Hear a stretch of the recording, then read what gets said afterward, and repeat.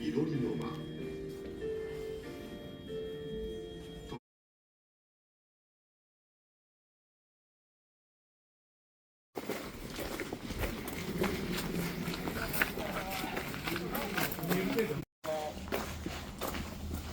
お入りください。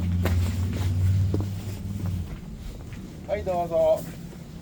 何層あります？ご注意ください。樹木に囲まれておりまして、敷地中央に大きな池がございます。池の周りに5点チャートが配置されております。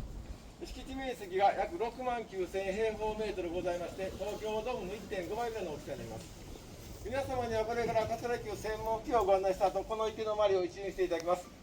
また園内にはこちらにございますように土橋、石橋等が数箇所ございますが、手すり等何もついておりませんので、渡っていただくときは真ん中付近を歩いてください。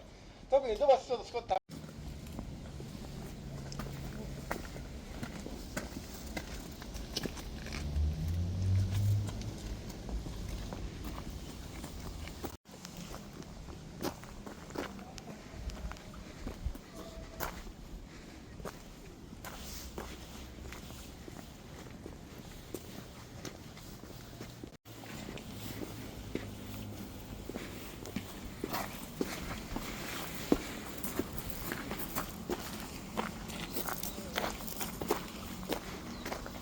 1615年頃と伝わっております。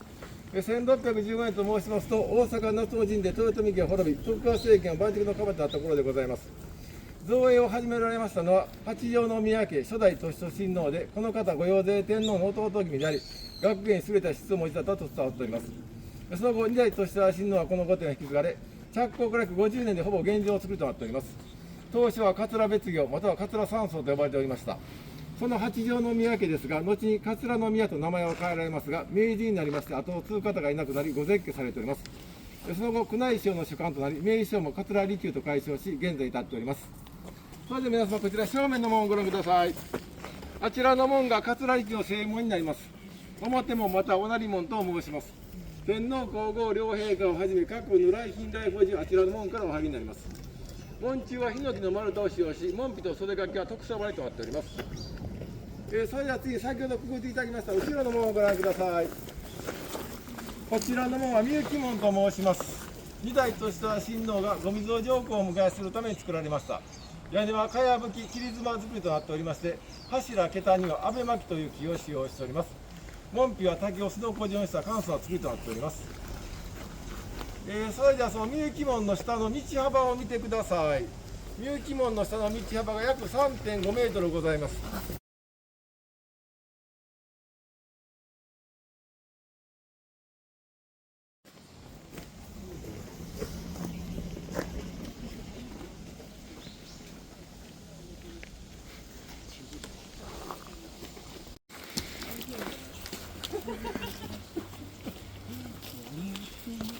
足元をご注意ください。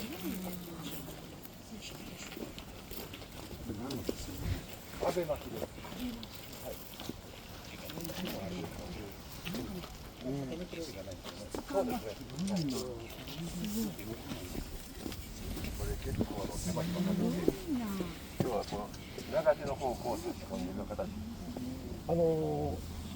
最初お待ちいただいた参集所の入り口にこのモデルがあったと思います。あれですか。はい、そうです。はい。今皆様に歩いていただきますこの沿路ですけども、みゆき道と申します。このみゆき道の仕上げですけども、あられこぼしと申しまして、天からあられをこぼした粒の揃った石が敷き詰めてございます。この園内で約13万個使用しているそうです。この石の特徴といたしましては、水で濡れると黒っぽくなる性質がございまして、雨の日はきれいに見えます。また園路中央を少し高くしています。両側に排水できるようになっておりまして、雨の日もお客様の足元を濡らさない工夫がされております。それでは皆様、先ほど渡っていただきました正面の土橋をご覧ください。あちらの土橋ですけど、ちょっと左に曲がっているように見えないでしょうか。実際約5度ほど左に曲げているそうです。直線の沿路から橋を5度左に曲げることによって、お客様に奥行きを感じていただく工夫がされております。次ちょっとこちら左側、どうぞ。もみじの木をたくさん植えてあることから、この園内ではもみじ山と呼んでおります。このもみじ山があることによりまして、先ほどご紹介いたしました正門からお入りになったお客様はこの前を通って茶室へ向かわれました。その際、お池が見えない形になっております。このもみじ山の後ろに池がございますので、しばらくお客様にお池をお見せしない形となっております。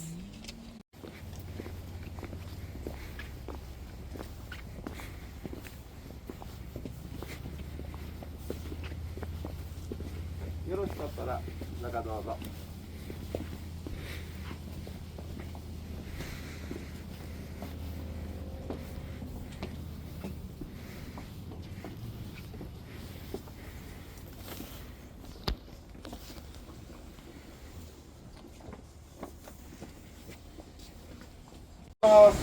こちらの建物は外腰掛けと申します。お茶席の準備が整うまでの間、お客様のお待ちいただくところを腰掛け待合と申しますけれども、腰掛け待合は茶室から離れているのは外腰掛け、近ければ内腰掛けと申します。ここは茶室から離れた場所にございますので、外腰掛けと申します。延べ段とは石を敷き詰めた通路のことを申しますけれども、行とは書道の新書、行書、草書になぞらえたもので、新書といえば角張った硬いイメージがあります。草書といえば崩して柔らかいイメージがあります。そういったイメージが目の前の延べ段で感じていただくことができます。ここでは茶室に向かう緊張感を表す切りとお腰掛けの柔らかな気持ちを表現する自然石を組み合わせた行の延べ段が敷かれております。後ほど層の延べ段、真の延べ段が出てまいりますので、またご紹介させていただきます。その多くが足元を照らすものであったり、船継ぎを照らすものであったりします。またここは月見をされたところでもございますので、月見の邪魔にならないように低く作られているのが特徴的です。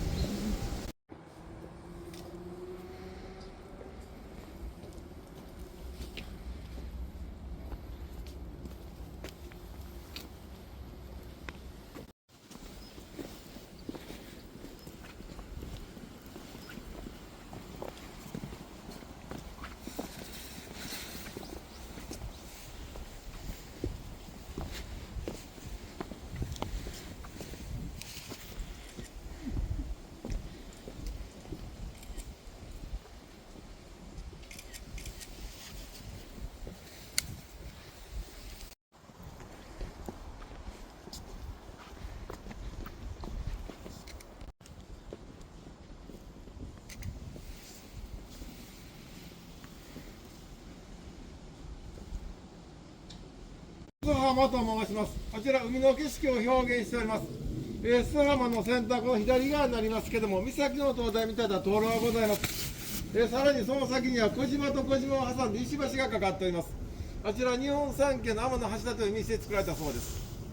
初代都市と親王の奥方が丹後宮津京都が嫁がれております。奥方に久々を感じさせないように、ここにふるさとの風景を作られたといいます。それではご覧になります。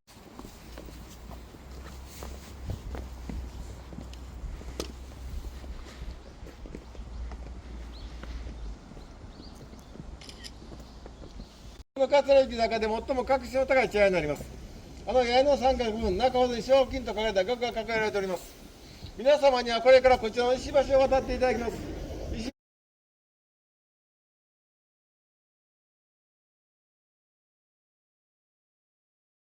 橋を渡った先に四角い口が開いておりますけれども、あそこは二次口という茶室の入り口になります。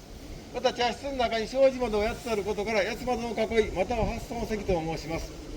またこの石橋を渡りきった右側をご覧ください。池の方に向かって石が4つ並んでおります。あちらを流れの長図と呼んでおります。それではこれからこの橋渡っていただきますが、橋幅が狭いため足元十分ご注意ください。はい、それではどうぞ順番に渡りください。はい、皆様茶室ご覧ください。茶室は3畳台目となっております。茶室をご覧いただきましたら、順番に右側の方へ移動お願いいたします。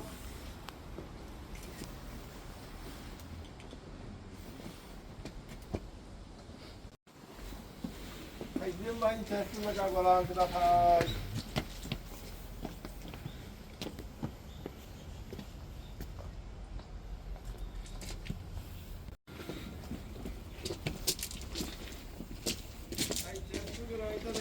順番に右側の方へ移動お願いいたします。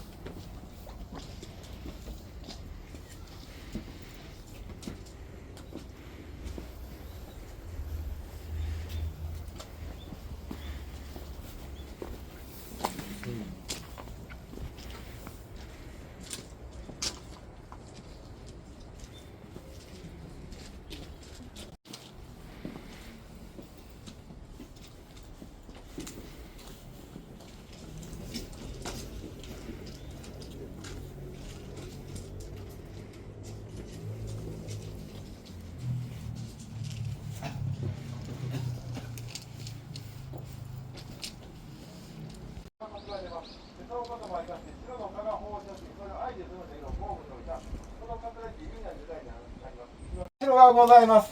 この石炉で炭を焚きまして、上に棚がありますけど、あの棚に一時的にお料理入れて保温されたそうです。上の棚が保温庫の代わりをしたそうです。ここは冬の茶と呼ばれ、冬場に使われた茶になります。ピアノ段も変えて、ここで炭を焚かれたそうです。回遊式庭園となっておりまして、点在する茶を巡りながら休息をとって行かれました。一巡りしますと、海、山、里の風景に出会うことができます。先ほどご紹介いたしました須浜からこの辺りまで池の側に岩がゴツゴツとあったと思いますが、あちら海の景色を表現しています。ここからまた山の景色に変わってまいります。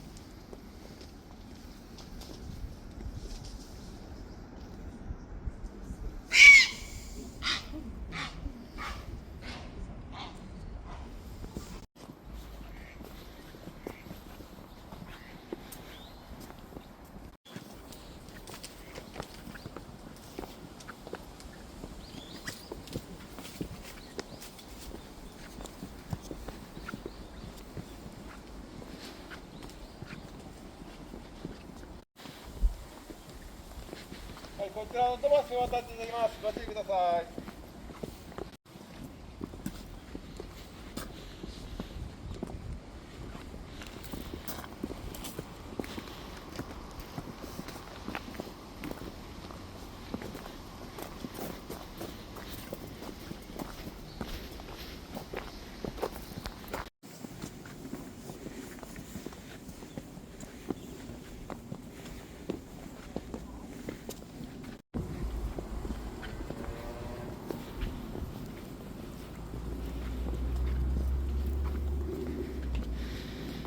ください。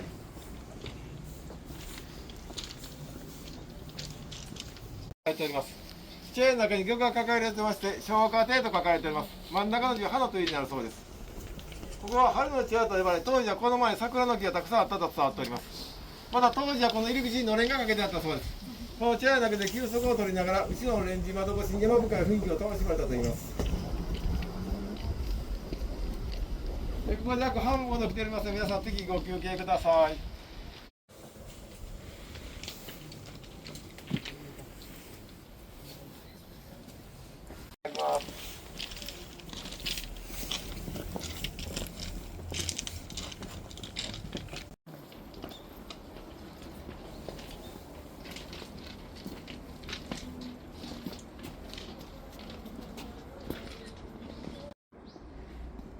5点の卒業式をさせています。しばらくお待ちください。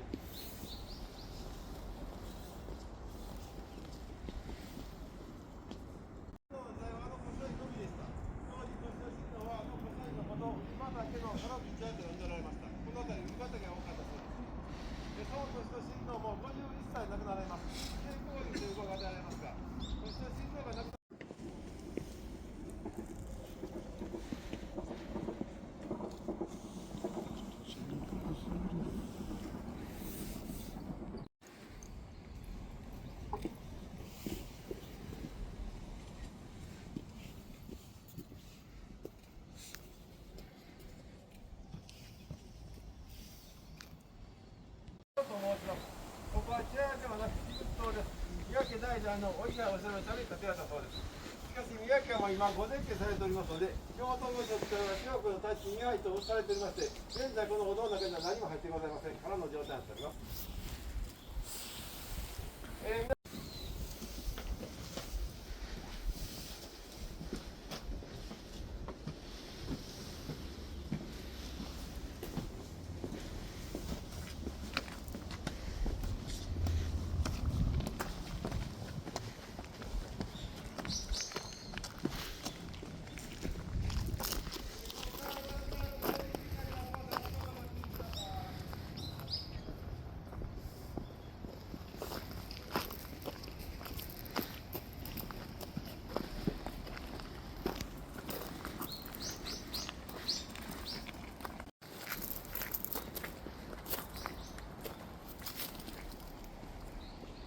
軒下に玉が書かれておりますけれども、勝利点と書かれております。心が和むという意味だそうです。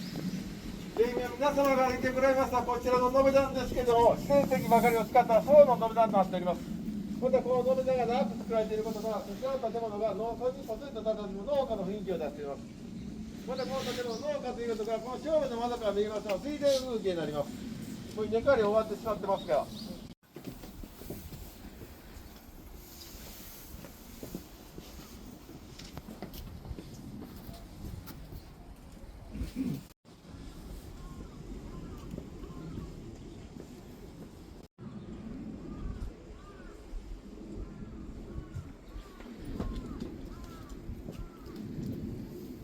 皆様、一台の建具の引き手をご覧ください。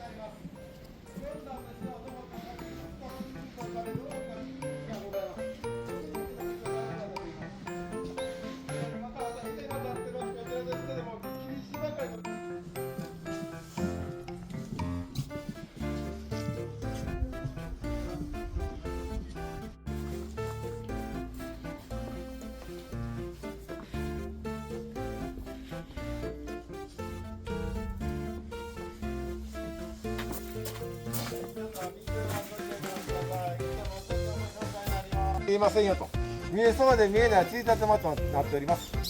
見ようによっては池も今も見えるんですけども、お客様の注目の松に集めていただくという意味で松を入れられております。はい、はい、はい、どうもありがとうございます。はい、はい、ありがとうございました。